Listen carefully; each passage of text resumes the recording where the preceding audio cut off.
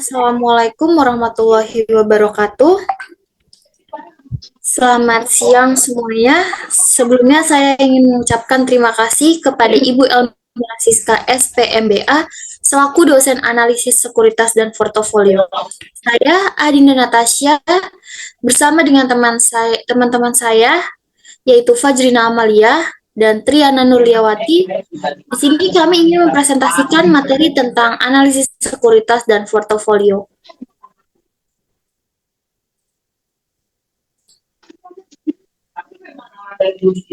Baik, selanjutnya ada profil perusahaan yang akan dijelaskan oleh Triana Nurliawati. Untuk Triana, kami persilakan. Baik, saya akan menjelaskan mengenai profil perusahaan. Perusahaan yang pertama yaitu PT Campina Ice Cream Industry. Perusahaan ini didirikan oleh Bapak Hadi Pranoto pada tanggal 22 Juli 1972 dengan nama CV Pranoto dan merek dagang Campina. Perusahaan ini awalnya berkantor pusat di kediaman Bapak Damo Hadi Pranoto yakni di Jatibong Sawah, Surabaya. Harga IPO saham pertama kali beredar seharga Rp330 per lembar. Saham yang dibagikan sebanyak 885 juta lembar. Dari hasil penjualan saham tersebut, PT Campina Ice Cream Industry mendapatkan dana sebesar 292 miliar 50 juta.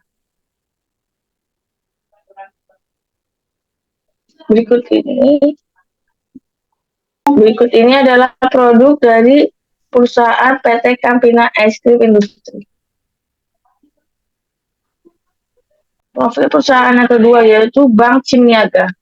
Perusahaan ini didirikan oleh Bapak Sudarpo Satomo, Bapak J. Pailengki, Bapak Sultan Munaf, dan Bapak Ali Al-Gadri pada tanggal 26 September 1955 dengan nama PT Bank Niaga. Pada tanggal 11 November 1955, bank ini mendapat izin dari Kementerian Keuangan untuk beroperasi sebagai bank umum. Harga IPO saham pertama kali beredar seharga 12.500 per lembar. Saham yang dibagikan sebanyak 5 juta lembar. Dari hasil penjualan saham tersebut, PT Bank Cimniaga Tbk mendapatkan dana sebesar 62 miliar 500 juta. Berikut ini adalah program-program yang tersedia di PT Bank Cimniaga. Yang ketiga, profil perusahaan Surya Citra Media. Perusahaan ini didirikan pada tanggal 29 Januari 1999 dengan nama Cipta Aneka Selaras dengan fokus pada bidang usaha yang meliputi layanan media, hiburan, dan komunikasi, khususnya di bidang penelitian. Pada tahun 2001, PT Cipta Aneka Selaras berganti nama menjadi PT Surya Citra Media.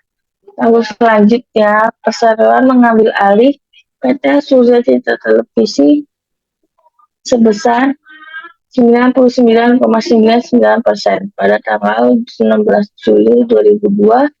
Surya Citra Media resmi mencatatkan saham perdananya di Bursa Efek Jakarta yang sekarang dikenal sebagai Bursa Efek Indonesia. Harga IPO saham pertama kali beredar seharga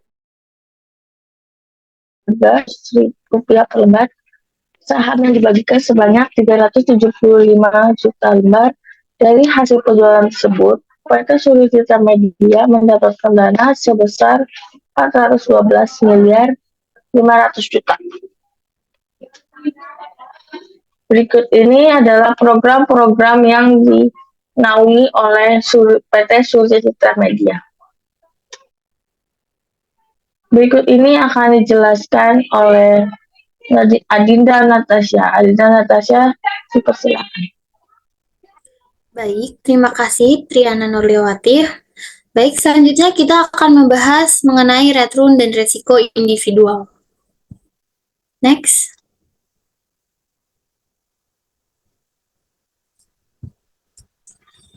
Di sini definisi return. Apa sih return itu? Return merupakan keuntungan yang diperoleh investor dari dana yang ditanamkan pada suatu investasi. Salah satu faktor yang memotivasi investor berinvestasi imbalan atas keberanian investor dalam menanggung resiko atas investasi yang dilakukannya. Return dapat didefinisikan juga sebagai perbedaan antara nilai akhir dan nilai awal dari suatu investasi atau aset yang kemudian diungkapkan sebagai presentase dari nilai awal atau sebagai nilai moneter absolut sehingga menggambarkan keuntungan dan atau kerugian yang dihasilkan dari investasi selama periode tertentu. Atau secara sederhananya, return merupakan tingkat pengembalian dari hasil keuntungan yang telah didapatkan dari berinvestasi. Next. Secara rumus, untuk menghitung return, kita bisa menggunakan perubahan presentasi nilai aset atau harga instrumen keuangan dari periode waktu sebelumnya ke periode waktu saat ini. Perubahan nilai tersebut dihitung dengan mengurangkan nilai pada periode pada saat ini dengan nilai pada periode sebelum pengamatan, kemudian hasilnya dibagi dengan nilai pada periode sebelum pengamatan. Next.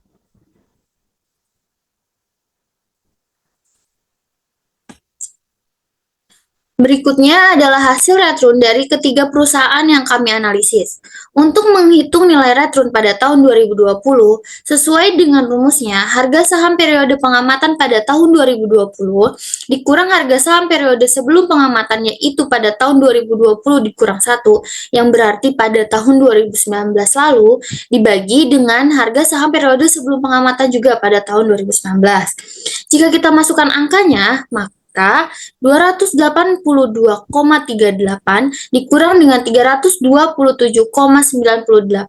lalu dibagi dengan 327,98 dan mendapatkan hasil sebesar minus 0,139. Next.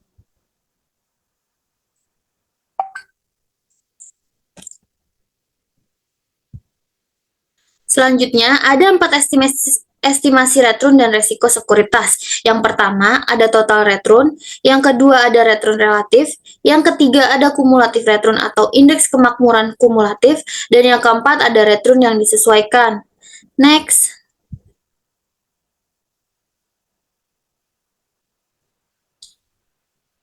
Yang pertama, ada total return, di mana total return ini merupakan return keseluruhan dari suatu investasi dalam suatu periode tertentu. Untuk total return ini, kita hanya tinggal menambahkan keseluruhan dari return yang kita sudah dapatkan sebelumnya. Bisa dilihat pada tabel di bawah ini, adalah hasil total return dari ketiga perusahaan yang kami analisis. Untuk perusahaan Campina menghasilkan total return sebesar minus 0,008, dan untuk total return PT Simniaga mendapatkan hasil 0,193 dan untuk perusahaan Surya Citra Media mendapatkan hasil 0,719. Next.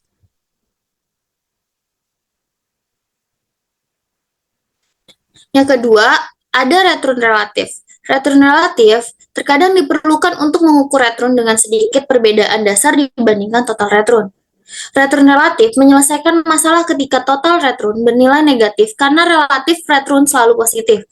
Untuk mencari nilai return relatif ini, kita menggunakan rumus return relatif sama dengan 1 ditambah return atau 1 ditambah minus 0,139 dan mendapatkan hasil 0,861.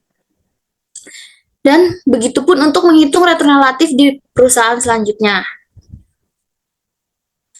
Untuk return relatif dari perusahaan Simniaga mendapatkan hasil 0,927 dan untuk return relatif PT Surya Citra Media mendapatkan hasil 1,042. Next.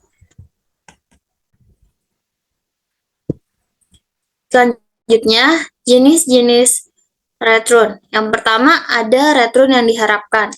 di mana return yang diharapkan akan diperoleh oleh investor di masa mendatang. Dan yang kedua ada aktual return atau return realisasi. Return yang telah terjadi atau return aktual yang dihitung berdasarkan data historis atau ex post data.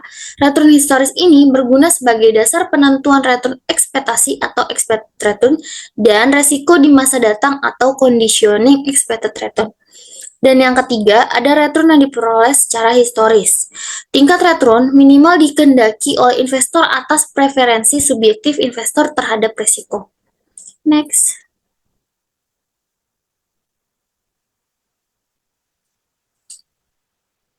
Selanjutnya, pengukuran return. Yang bisa kita menggunakan dua rumus return.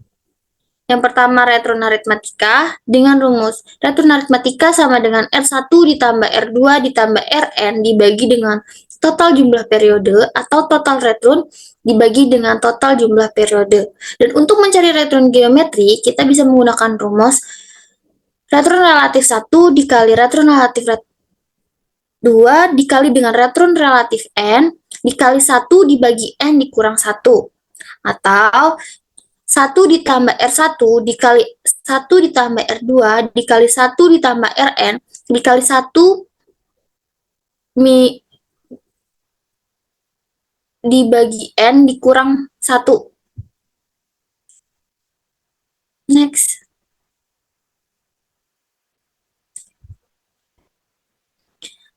Selanjutnya, kita akan menghitung return dengan menggunakan dua metode, yaitu yang pertama, pengukuran return aritmatika. Untuk mencari return aritmatika, bisa kita lihat dari tabel berikut. Jumlah data yang dipakai yaitu 12 bulan. Untuk melakukan pengukuran return aritmatika yang pertama dari PT Campina, sesuai dengan rumusnya, total return dibagi dengan jumlah data 12 dan mendapatkan hasil nilai expected return sebesar minus 0,0006 atau jika kita persenkan mendapatkan hasil minus 0,06% dan mendapatkan expected return tahunan sebesar minus 0,0075 atau jika kita persenkan mendapatkan hasil minus 0,75%.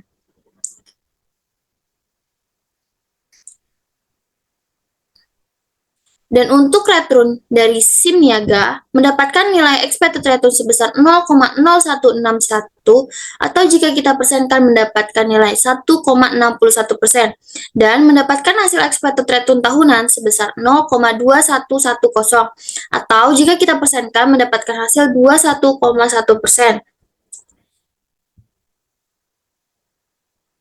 Dan untuk return Surya Citra Media mendapatkan nilai expected return sebesar 0,059 atau jika kita persenkan mendapatkan hasil 5,99% dan mendapatkan nilai expected return tahunan sebesar 1,0110 atau jika kita persenkan mendapatkan hasil 101,1%. Next. Selanjutnya, kita ke pengukuran metode return geometri dengan jumlah data N yaitu 0,0833 yang dimana jumlah data berasal dari 1 dibagi 12 yang menghasilkan hasil 0,083333. Pengukuran return geometri yang pertama dari PT Campina sesuai dengan rumusnya, nilai dari relatif return tiap periodenya dikali lalu dibagi dengan total jumlah data N yaitu 0,0833 dikurang 1, maka mendapatkan hasil nilai expected return sebesar minus 0,0177, atau jika kita persenkan mendapatkan hasil minus 1,77%, dan mendapatkan expected return tahunan sebesar minus 0,1925, atau jika kita persenkan mendapatkan hasil nilai minus 19,3%.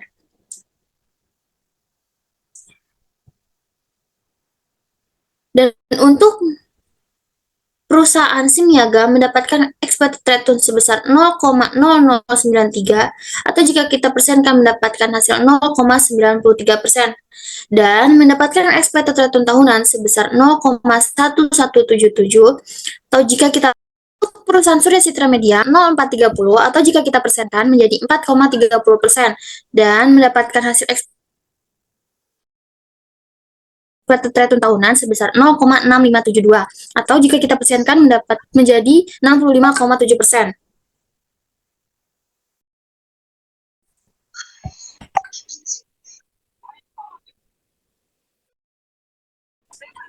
Selanjutnya, kita beralih ke resiko.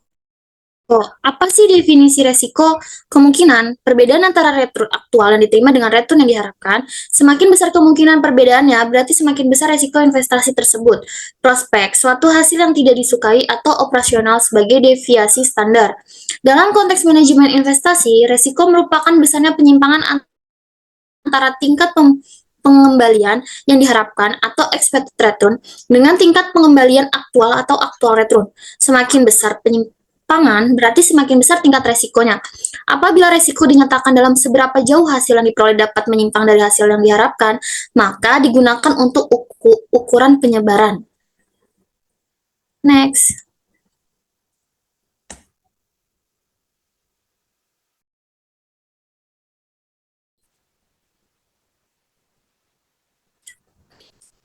Selanjutnya, diversifikasi. Untuk menurunkan risiko investasi, investor perlu melakukan diversifikasi, yaitu investor perlu membentuk portofolio melalui pemilihan kombinasi sejumlah aset, sehingga risiko dapat diminimalkan tanpa mengurangi nilai return harapan. Cara yang paling mudah untuk melakukan diversifikasi. Cara lainnya adalah dengan memfokuskan pilihan hanya pada satu kelas aset. Next.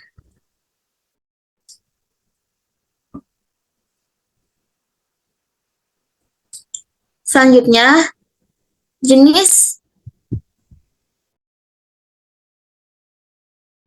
resiko. Terdapat dua jenis resiko. Yang pertama, resiko sistematis. Merupakan risiko yang disebabkan oleh faktor-faktor makro yang mempengaruhi semua sekuritas sehingga tidak dapat dihilangkan dengan diversifikasi. Dan karena sebagian risiko dapat dihilangkan dengan diversifikasi, maka ukuran risiko dari suatu portofolio bukan lagi standar deviasi atau total risiko, tetapi hanya risiko sistematis saja. Risiko sistematis ini tercermin dalam beta saham. Faktor-faktor makro tersebut adalah kondisi perekonomian, perubahan tingkat bunga, inflasi, kebijakan pajak, dan lain-lain. Faktor-faktor ini menyebabkan kecenderungan semua saham untuk bergerak bersama sehingga selalu ada dalam setiap saham. Dan yang kedua, ada risiko tidak sistematis, di mana risiko yang timbul karena faktor-faktor mikro yang ada pada perusahaan industri tertentu sehingga pengaruhnya terbatas pada perusahaan atau industri tersebut. Risiko ini dapat dihilangkan dengan melakukan diversifikasi. Faktor-faktor mikro tersebut adalah struktur modal, struktur aktiva, tingkat likuiditas, ukuran perusahaan, serta kondisi dan lingkungan kerja. Dalam berinvestasi, seorang investor dihadapkan pada suatu kondisi di mana harus mengambil keputusan seberapa besar risiko yang berani ditanggung serta return yang diharapkan. Next.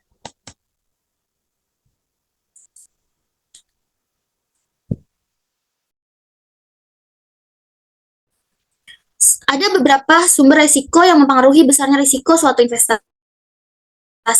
Yang pertama, ada interest risk, adalah risiko yang berasal dari variabilitas return akibat perubahan tingkat suku bunga.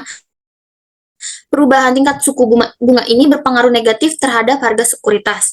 Yang kedua, ada market risk, adalah risiko yang berasal dari variabilitas return karena fluktuasi dalam keseluruhan pasar sehingga berpengaruh pada semua sekuritas. Yang ketiga, ada inflation risk, adalah suatu faktor yang mempengaruhi semua sekuritas atau bisa disebut dengan purchasing power. Yang keempat, ada business risk, adalah resiko yang ada karena melakukan bisnis pada industri tertentu. Yang kelima, ada financial risk, adalah resiko yang timbul karena penggunaan leverage finansial oleh perusahaan. Yang keenam, ada liquidity risk, adalah resiko yang berhubungan dengan pasar sekunder tertentu, di mana sekuritas diperdagangkan. Suatu investasi jika dapat dibeli dan dijual dengan cepat tanpa perubahan harga yang signifikan, maka investasi tersebut dikatakan liquid, demikian sebaliknya. Yang ketujuh, ada exchange risk, adalah risiko yang berasal dari variabilitas return sekuritas karena fluktuasi currency. Yang kedelapan, ada country risk, adalah risiko ini menyangkut politik suatu negara sehingga mengarah pada politik risk. Next.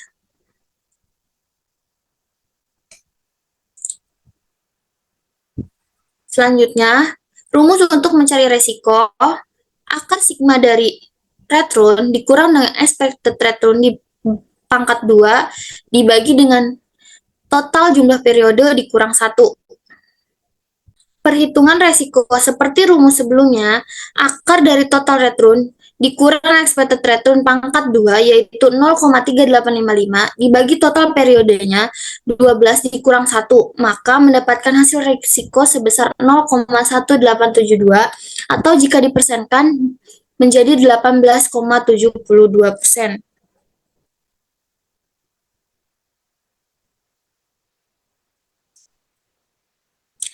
Dan untuk hasil resiko dari perusahaan SIM niaga mendapatkan hasil 0,1200 atau jika kita persenkan mendapatkan hasil 12,00%.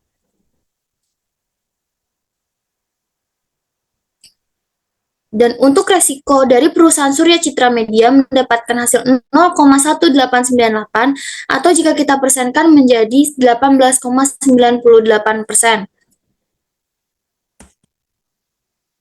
Next. Selanjutnya ada ringkasan data. Bisa kita lihat dari hasil diagram tersebut, return aritmatika selama setahun pada perusahaan Campina mendapatkan hasil minus 0,75% dan pada perusahaan SIM Niaga mendapatkan hasil 21,10% dan pada perusahaan Surya Citra Media mendapatkan hasil 101,10% dan untuk IHSG-nya mendapatkan hasil minus 2,07%.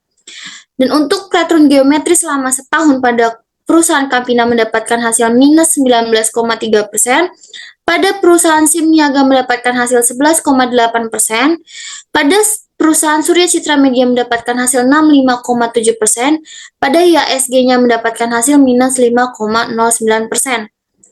Dan untuk resiko selama setahun pada perusahaan Campina mendapatkan hasil 64,85%, pada perusahaan SIM Niaga mendapatkan hasil 41,57%, pada perusahaan Surya Citra Media mendapatkan hasil 65,75%, dan untuk IHSG-nya mendapatkan nilai sebesar 25,57%.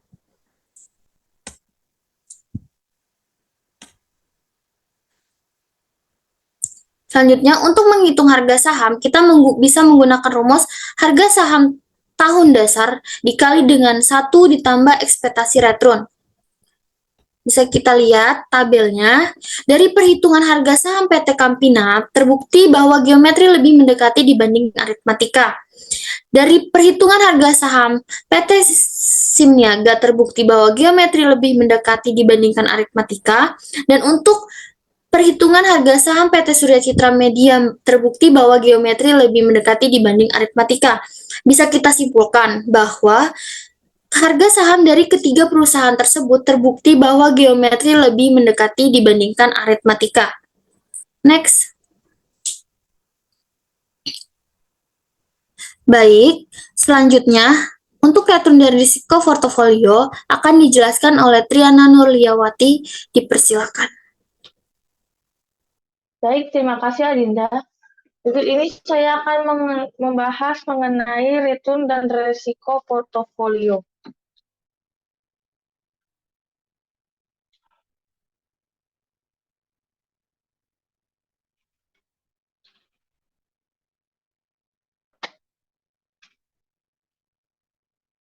Teori mengenai portofolio awalnya dikembangkan oleh Harry Markowitz pada tahun 1952 melalui jurnalnya yang berjudul Portfolio Selection.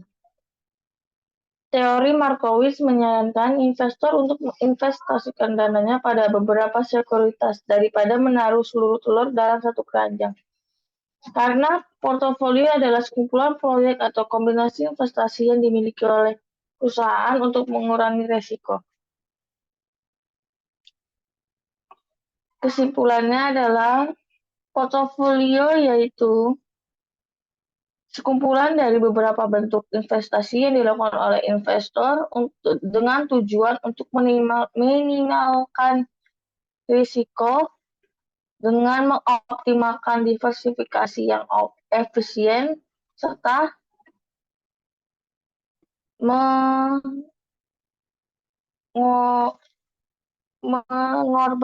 tanpa mengorbankan returnnya. 2. Definisi return portfolio. Menurut Levy tahun 2009, return portfolio adalah rata-rata tertimbang dari return berbagai macam aset dengan bobot yang disesuaikan dengan dana investor pada aset-aset tersebut. Rumusnya yaitu expected return portfolio sama dengan sigma bobot saham I pada portofolio dikali expected return saham I.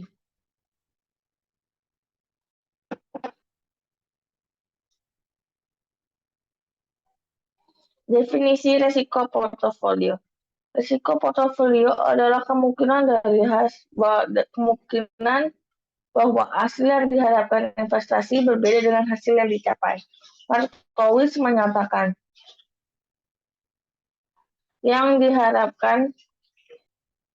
risiko yang diharapkan tergantung pada keanekaragaman kemungkinan hasil yang diharapkan. Rumusnya yaitu standar deviasi portofolio sama dengan akar kuadrat dari sigma bobot saham I kuadrat dikali varian return saham I ditambah sigma bobot saham I pada portofolio dikali sigma bobot saham J pada portofolio dikali kovarian antar return aset I dan aset J.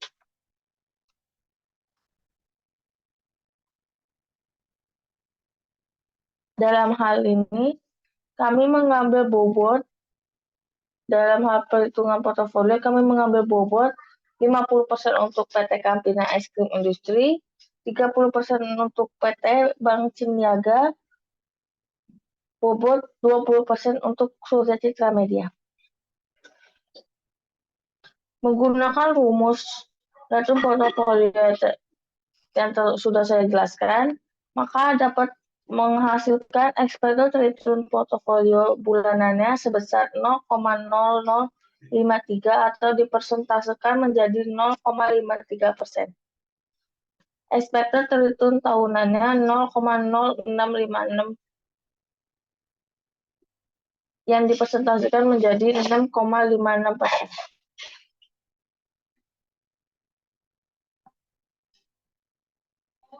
Perhitungan risiko portofolio menggunakan rumus yang sudah saya jelaskan sebelumnya, maka menghasilkan risiko portofolio bulanannya sebesar 0,1511 atau dipresentasikan menjadi 15,11%. Risiko portofolio tahunannya 0,5233 atau dipresentasikan menjadi 52,33%. Berikut ini adalah ringkasan data berupa diagram perbandingan return dan risiko portofolio. Pada kolom pertama, expected return portofolio bulanan sebesar 0,53% untuk portofolio dan minus 0,43% untuk IHSG. Kolom kedua, expected return portofolio tahunannya 6,56% untuk portofolio, minus 5,09% untuk IHSG. Pada kolom ketiga, resiko portofolio bulanan 15,11% untuk portofolio, 7,38% untuk IHSG. Pada kolom keempat, resiko portofolio tahunan sebesar 52,33% untuk portofolio, 25,57% untuk IHSG. Secara keseluruhan, saham portofolio lebih tinggi dibandingkan dengan saham IHSG. Berikut ini akan dijelaskan oleh Fajrina Amalia, waktu dan tempat dipersilakan. Baik, terima kasih Triana. Di sini saya akan menjelaskan tentang evaluasi kinerja portofolio. Next.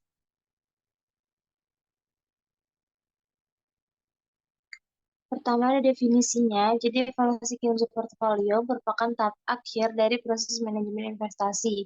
Evaluasi ini juga dapat dipandang sebagai mekanisme pembalik dan pengendalian yang membuat proses manajemen investasi itu lebih efektif. Dalam evaluasi kinerja portofolio yang dilakukan yaitu ada dua cara dengan evaluasi apakah return portofolio yang telah dibentuk mampu memberikan return yang melebihi atau di atas return portofolio lainnya yang dijadikan patok duga atau benchmark dan mengevaluasi apakah return yang diperoleh sudah sesuai dengan tingkat risiko yang ditanggung. Next.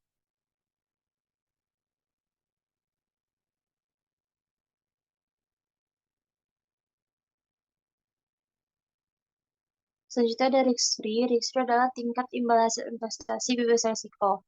Bebas risiko di sini biasanya adalah jaminan dari pemerintah dengan undang-undangnya yang sudah pasti dijamin oleh pemerintah.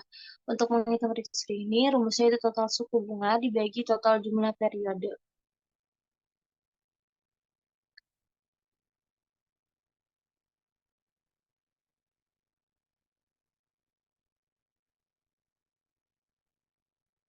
Untuk perhitungan risk free, sesuai dengan rumusnya itu total suku bunga dibagi total jumlah periodenya. Di sini pada tahun 2020 total total suku bunganya sebesar 83,244 dibagi total jumlah periodenya yaitu ada 12. Jadi hasilnya 6,94.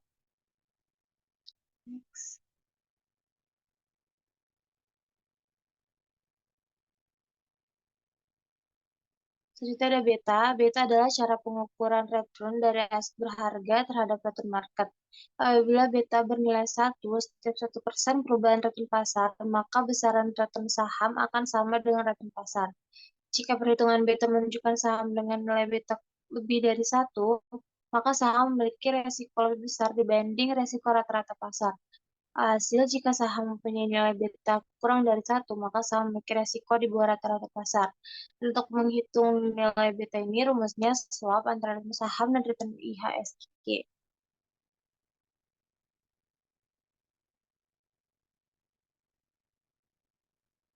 Sini ada perhitungan beta pada Campina sebesar 0,237, lalu pada Bank Niaga beta sebesar 0,558, dan pada Surya Citra Media sebesar 0,324, dan pada ISG sebesar 1.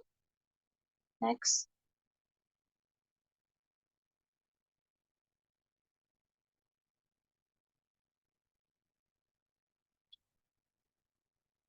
Sini ada ringkasan data dari berbagai macam perhitungan yang sudah kita lakukan sebelumnya. Dan untuk memudahkan kita dalam melihat perbandingannya, maka kita bisa lihat dalam bentuk grafik di slide selanjutnya.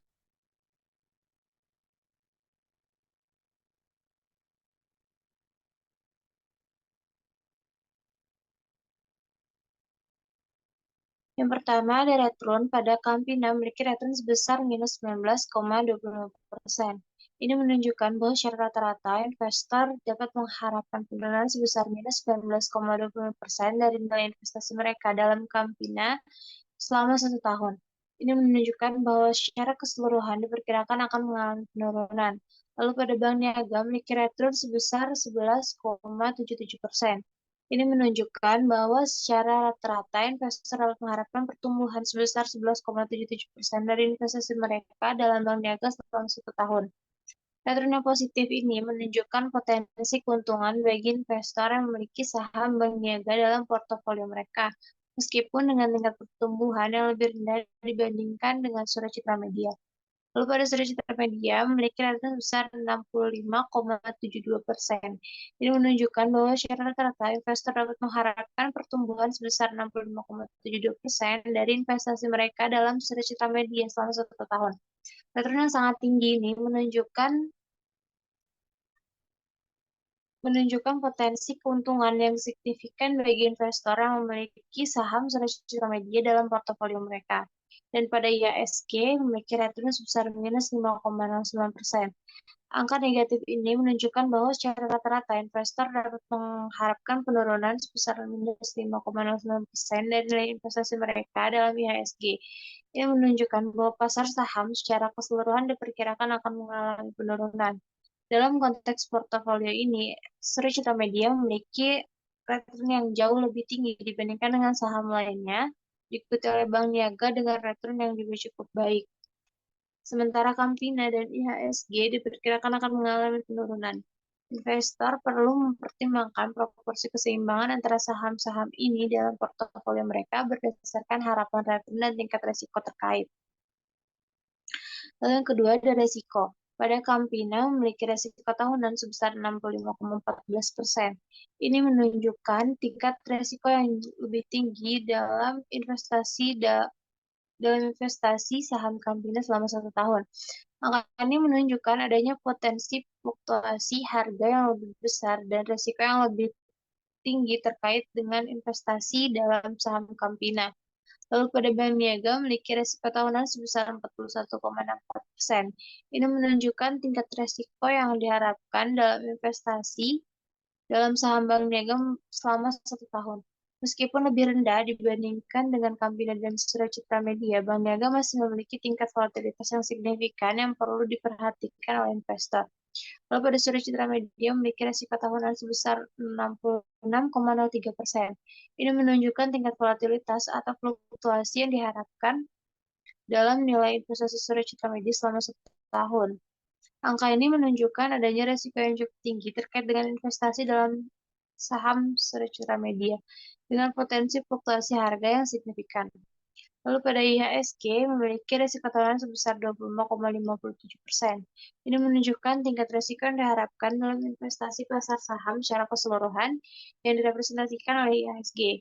Meskipun masih ada risiko terkait dengan investasi di pasar saham secara keseluruhan, risiko ini relatif lebih rendah dibandingkan dengan saham-saham individu seperti Campina, Bank Niaga, dan Sura Citra Media. Kesimpulannya, Campina, Bank Niaga, dan Sura Citra Media memiliki tingkat risiko yang berbeda-beda. Sura Citra Media memiliki risiko tahunan yang paling tinggi diikuti oleh Campina, Bank Niaga, dan IHSG. Lalu yang ketiga ada beta. Pada Campina, beta Campina sebesar 0,237 menunjukkan bahwa saham Campina memiliki fluktuasi yang lebih rendah dibandingkan dengan IHSG atau pasar secara keseluruhan. Dalam hal ini mengindikasikan bahwa saham tersebut memiliki risiko yang lebih rendah atau relatif stabil dalam menghadapi perubahan pasar. Lalu pada Bank Niaga memiliki beta sebesar 0,558, menunjukkan bahwa saham Bank Niaga memiliki fluktuasi yang lebih rendah dibandingkan dengan IHSG atau pasar saham secara keseluruhan. Dalam hal ini mengindikasikan bahwa saham tersebut memiliki risiko yang lebih rendah atau relatif stabil dalam menghadapi perubahan pasar.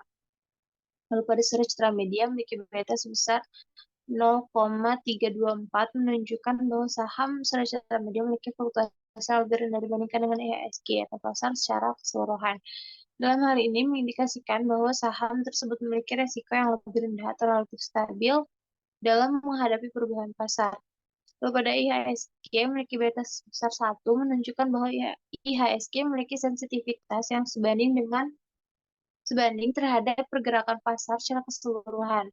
Pergerakan harga IHSG diharapkan mengikuti pergerakan pasar. IHSG dapat digunakan sebagai representasi umum dari pergerakan pasar saham di Indonesia. Dalam kesimpulannya, beta digunakan untuk mengukur sensitivitas suatu saham atau indeks terhadap pergerakan pasar secara keseluruhan. Campina, Bank Niaga, dan Sura Citra Media memiliki sensitivitas rendah, sementara IHSG memiliki sensitivitas sebanding dengan pasar. Lalu yang keempat ada risk free.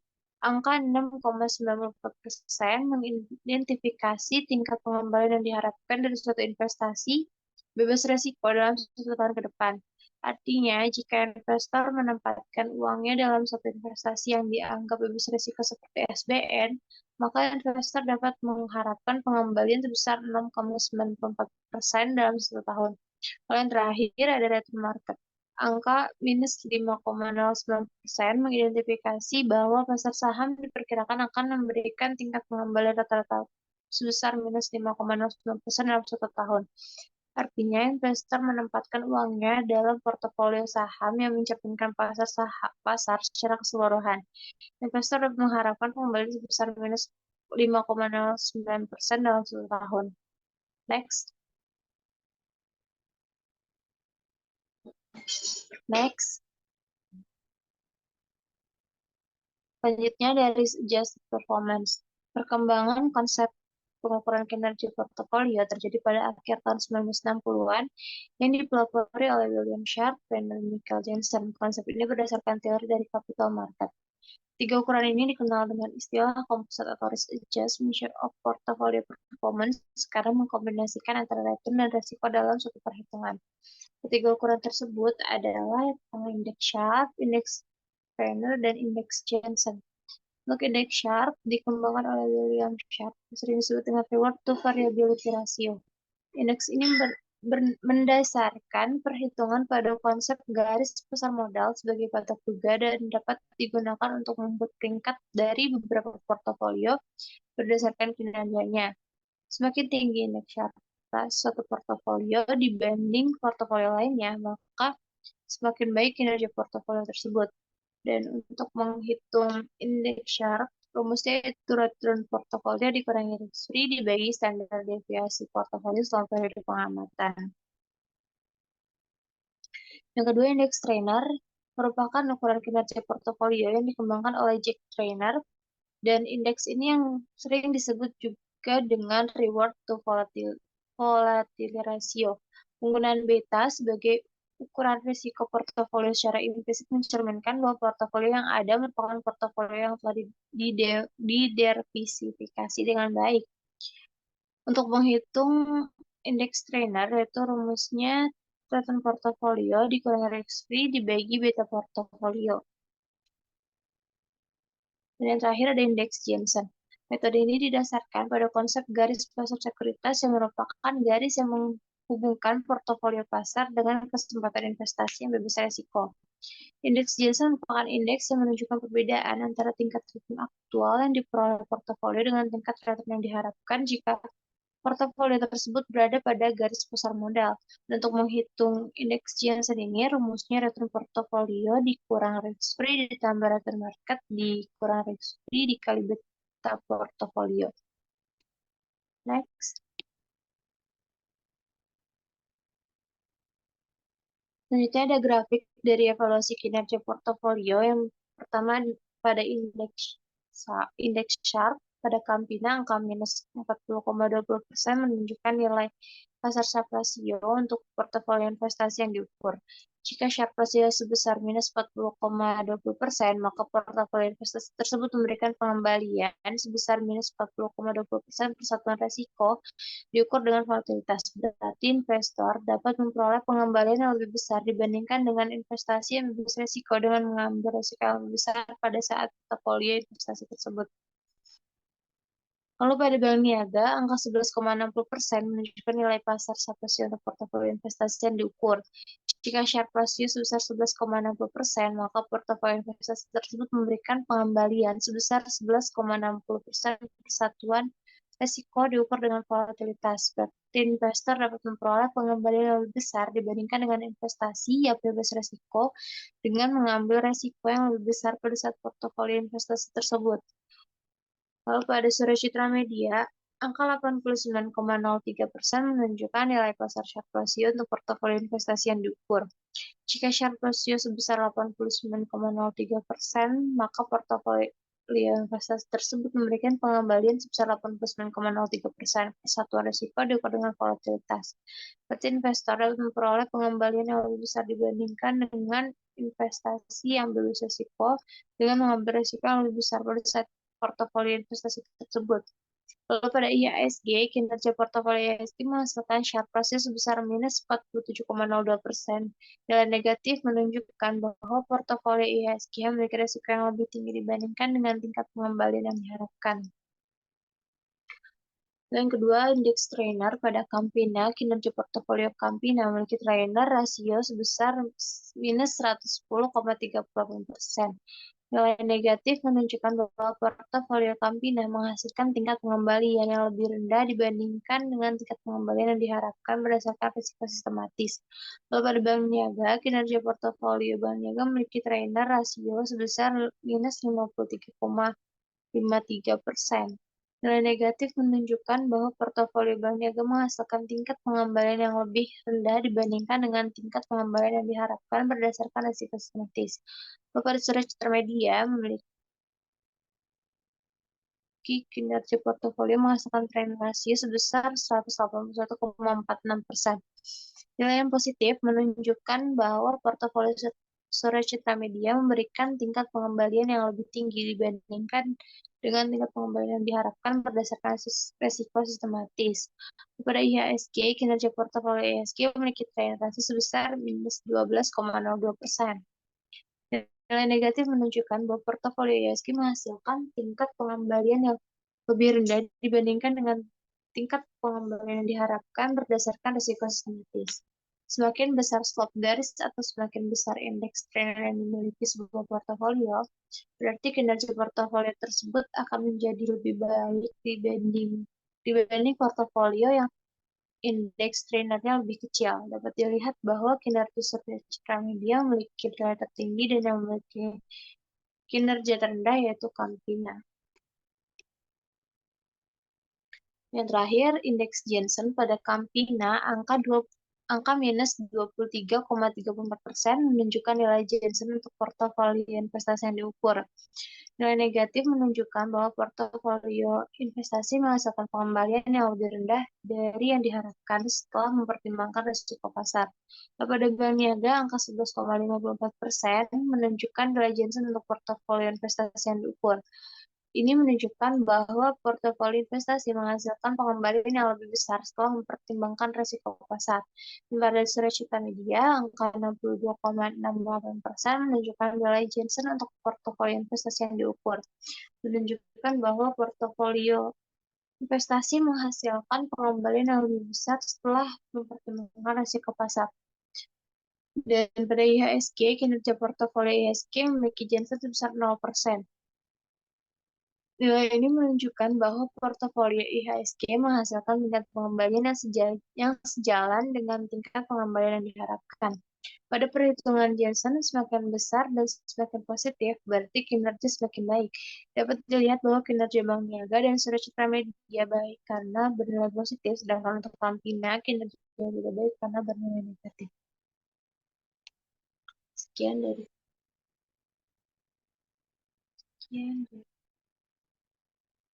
kembalikan ke